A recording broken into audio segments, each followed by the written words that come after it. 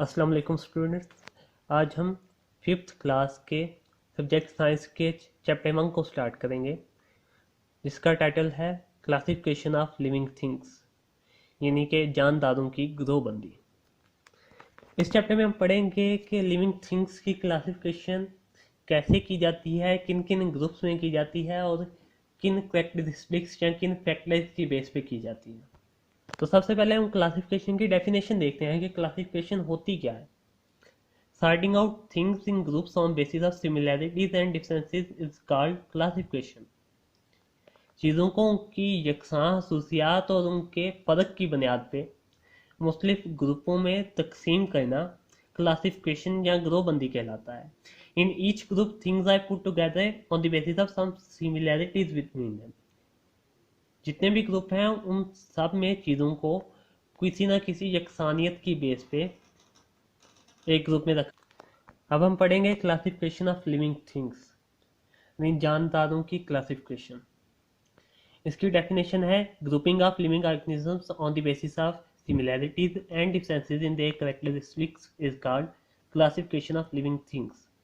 यानी कि जानदारों की उनकी यकसानियत और उनके फ़र्क की बुनियाद पे, जो उनकी खसूसियात में यकसानियत है या फ़र्क है, उसकी बुनियाद पे उनको मुख्तलिफ ग्रुप्स में तकसीम करना क्लासिफिकेशन ऑफ लिविंग थिंग्स यानी जानदारों की ग्रोहबंदी कहलाता है। There are millions of living organisms in this world. इस दुनिया में लाखों जानदार मौजूद हैं। Scientist have group them on the basis of similarities between them. साइंसदानों ने उनकी यकसां खसूसियात की बुनियाद पे उन्हें एक ग्रुपों में तकसीम किया है। यानी कि जिन जानदारों की खसूसियात एक दूसरे से मिलती जुलती थी उन्हें एक ग्रुप में रख दिया, और जिनकी उनसे डिफरेंट थी उन्हें दूसरे ग्रुप में रख दिया। इस तरह से मुख्तलिफ ग्रुप्स में जानदारों को तकसीम किया गया है। इंपॉर्टेंस यानी कि अहमियत क्या है क्लासिफिकेशन की। Classification of living organisms is essential for making the study easier. जानदारों की जो स्टडी है, उनका जो मतालिया है, उन पर जो रिसर्च होती है, उसे आसान बनाने के लिए क्लासिफिकेशन बहुत ज़रूरी है।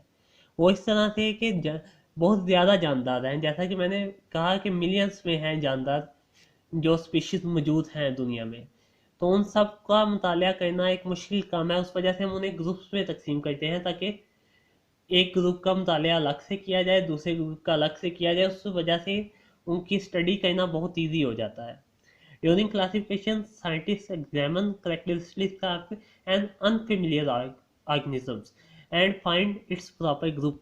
क्लासिफिकेशन के दौरान साइंटिस्ट एक अनफेमिलियर ऑर्गेनिज्म को, जिसको वो पहले नहीं जानते थे, उसकी खसूसियात का मायना करते हैं और फिर जिस ग्रुप से उसकी खसूसियात मिलती जुलती होती हैं उस ग्रुप में उसे ऐड कर दिया जाता है। They also give names to organism for its identification। वो जानदारों को उनकी पहचान के लिए नाम भी देते हैं। नाम क्यों दिए जाते हैं किसी को? ताकि उस नाम के जरिए उसकी पहचान हो सके और उसकी बेस पे उसका मुतालिया किया जा सके। You need to know the bodies of all the living things are made up of very small units called cells। तमाम जानदारों के जिस्म इंतहाई छोटे छोटे यूनिट्स से मिल के बने हैं, जिन्हें सेल्स कहते हैं। The organisms whose bodies consist of single cell are called unicellular organisms। वो जानदार जिनके जिस्म सिर्फ एक सेल पे मुश्तमिल होते हैं यूनिसेलुलर ऑर्गेनिज्म कहलाते हैं, जैसे कि बैक्टीरिया।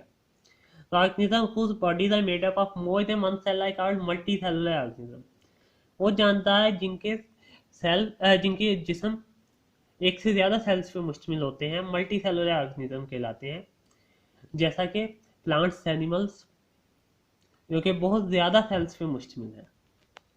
हमने क्लासिफिकेशन की डेफिनेशन पढ़ी और फिर क्लासिफिकेशन ऑफ लिविंग ऑर्गेनिजम्स की इम्पोर्टेंस और क्यों उसकी हमें नीड है उसके बारे में पढ़ा।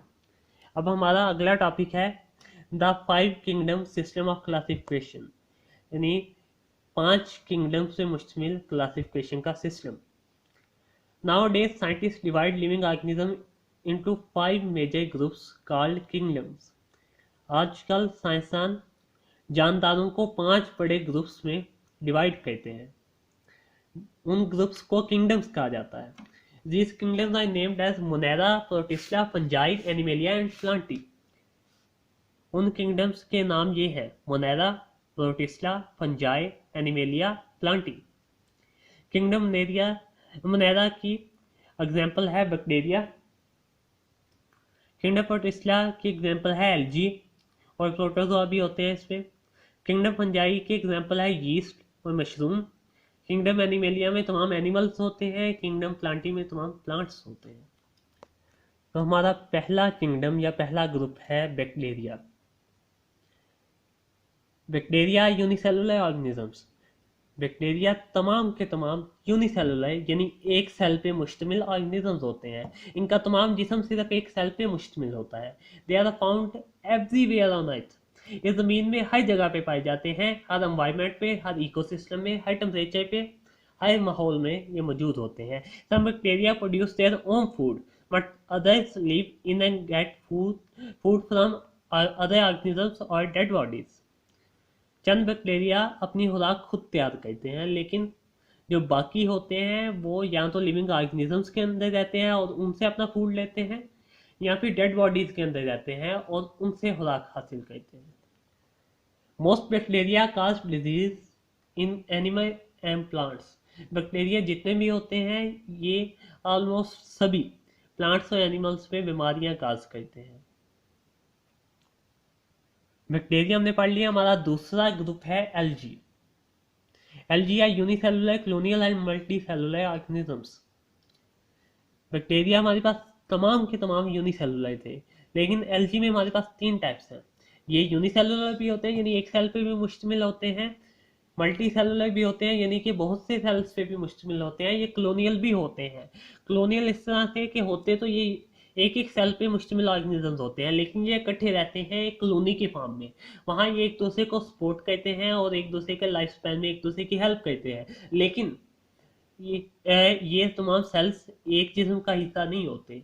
ये अलग अलग इंडिविजुअल्स ही होते हैं, लेकिन एक कॉलोनी के फॉर्म में रहते हैं। They are found in ponds, lakes, sea etc। ये नदियों, झीलों, समुद्र वगैरह में होते हैं। जहाँ पे भी पानी होता है वहाँ पे एल्गी पाई जाती है। They have chlorophyll and make their own food by photosynthesis. इनमें क्लोरोफिल पाया जाता है और ये फोटोसिंथेसिस के जरिए अपनी खुराक खुद तैयार करते हैं। क्लोरोफिल एक ग्रीन पिगमेंट है और ये जिस ऑर्गेनिज्म में भी मौजूद होता है वो ऑर्गेनिज्म इसके जरिए फोटोसिंथेसिस करता है और अपनी खुराक खुद तैयार करता है। Chlamydomonas Volvox and Spirogyra are examples of algae. Chlamydomonas Volvox और स्पाइरोजाइरा एल्गी की एग्जांपल्स हैं और आप अपनी स्क्रीन पे इनकी डायग्राम्स भी देख सकते हैं। हमने बैक्टीरिया एल्गी पढ़ ली। हमारा तीसरा ग्रुप या तीसरा किंगडम है fungi. Fungi are found as unicellular, multicellular, filamentous forms. Fungi भी 3 शक्लों में पाए जाते हैं। ये यूनिसेलुलर भी हो सकते हैं यानी एक सेल पे मुश्तमिल होते हैं, मल्टी सेलुलर भी हो सकते हैं यानी एक से ज़्यादा सेल्स पे मुश्तमिल होते हैं, और फिलामेंटस फॉर्म्स या फिलामेंट की फॉर्म में भी होते हैं। ये इस तरह की शेप में होते हैं कि इनका एक नीचे माइसीलियम होता है और उसमें से इनके फिलामेंट्स निकल रहे होते हैं जो बाहर की तरफ ग्रो करते हैं। ये होती है इनकी फिलामेंटस फॉर्म।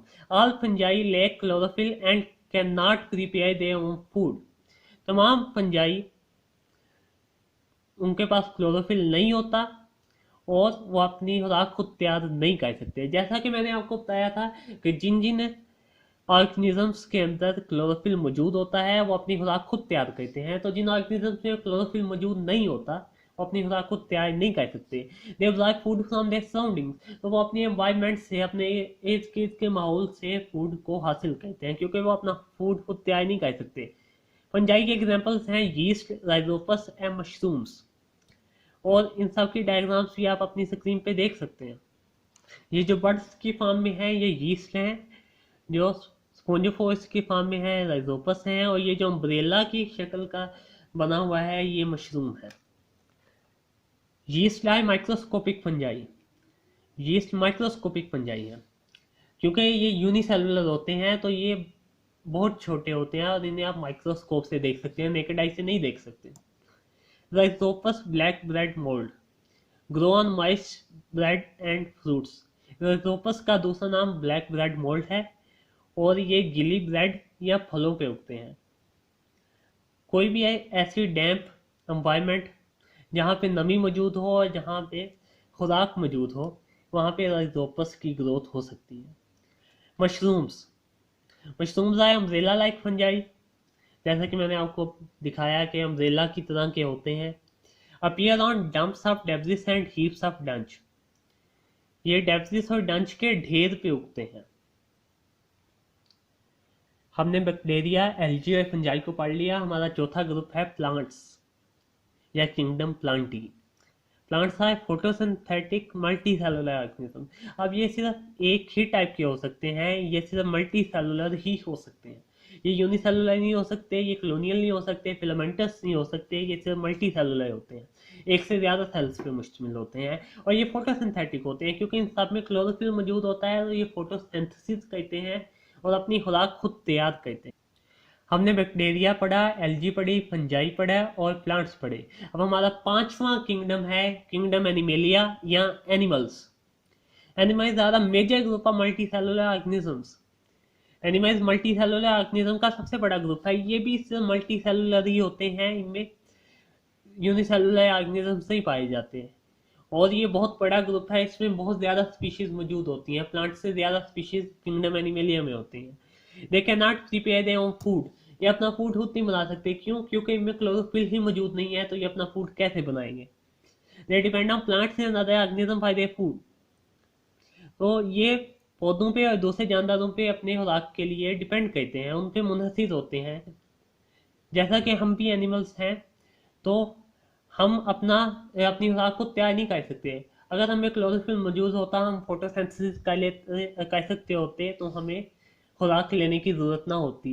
हम सिर्फ धूप में बैठते और हमारा जिस्म हमारी खुराक खुद ही तैयार कर लेता। लेकिन क्योंकि हम फोटोसिंथेटिक नहीं है, हम अपनी फूड खुद प्रिपेयर नहीं कर सकते, तो हम प्लांट्स और दूसरे ऑर्गेनिजम्स पर डिपेंडेंट है। यानी कि हम या तो प्लांट्स को खाते हैं, यानी कि वेजिटेबल्स और फ्रूट्स खाते हैं, या फिर हम दूसरे ऑर्गेनिजम्स को खाते हैं, यानी कि हम गोश्त खाते हैं। तो इस तरह से हम दूसरे ऑर्गेनिजम्स पे डिपेंडेंट है अपने फूड के लिए। तो ये था हमारा आज का लेक्चर। अब आपके लिए जो असाइनमेंट्स हैं इसमें घर से करने के लिए वो हैं define classification of living things, जानदारों की ग्रोहबंदी की तारीफ करें। Describe the need and importance of classification, classification की क्यों ज़रूरत है हमें और इसकी क्या अहमियत है, इस चीज़ को बयान करें। What is common in animals and fungi, animals और फंजाई में क्या कॉमन है? ऑब्वियसली उनमें ये कॉमन है, एक तो वो दोनों मल्टी सेलुलर है, दूसरी में ये चीज़ कॉमन है कि दोनों ही अपना फूड खुद प्रिपेयर नहीं कर सकते, तो ये अपनी सराउंडिंग से, अपने एनवायरनमेंट से फूड ऑब्टेन करते हैं। An organism lives in water and can make its own food. एक ऑर्गेनिज्म पानी में रहता है, अपनी खुराक को तैयार कर सकता है। इट इज नॉट यूनिसेलुलर, और ये यूनिसेलुलर भी नहीं है, ये मल्टी सेलुलर है। To which group of organism does it belong, तो ये कौन से ग्रुप ऑफ ऑर्गेनिज्म को बिलोंग करता है, कौन से ग्रुप से है ये? तो ऑब्वियसली हमें पता है कि जो एल्गी हैं वो वाटर में ग्रो करते हैं। मैंने आपको बताया था कि वो लेक्स, पॉन्ड्स और सी वगैरह में ग्रो करते हैं, और वो अपना फूड प्रिपेयर कर सकते हैं क्योंकि उनमें क्लोरोफिल पाया जाता है, तो वो फोटोसिंथेसिस कर लेते हैं। वो अगरचे उनमें से कुछ यूनिसेलुलर भी होते हैं, लेकिन उनमें से काफ़ी ज़्यादा एल्गी मल्टी सेलुलर होते हैं। तो इसलिए ये ऑर्गेनिज्म जो है ये किंगडम पोर्टिस्ला से बिलोंग करता है, यानी कि ये एल्गी है। आज की वीडियो में हमने चैप्टर 1 स्टार्ट किया। हमने क्लासिफिकेशन की डेफिनेशन पढ़ी, हमने लिविंग ऑर्गेनिज्म की क्लासिफिकेशन के बारे में पढ़ा कि कैसे होती है, उसकी इम्पोर्टेंस क्या है, उसकी नीड क्या थी हमें। उसके बाद हमने 5 किंगडम क्लासिफिकेशन सिस्टम के बारे में पढ़ा, और हमने 5 किंगडम्स के बारे में डिटेल से पढ़ा। अगली वीडियो में हम किंगडम एनिमेलिया और किंगडम प्लांटी के बारे में पढ़ेंगे। तब तक के लिए खुदा हाफिज़।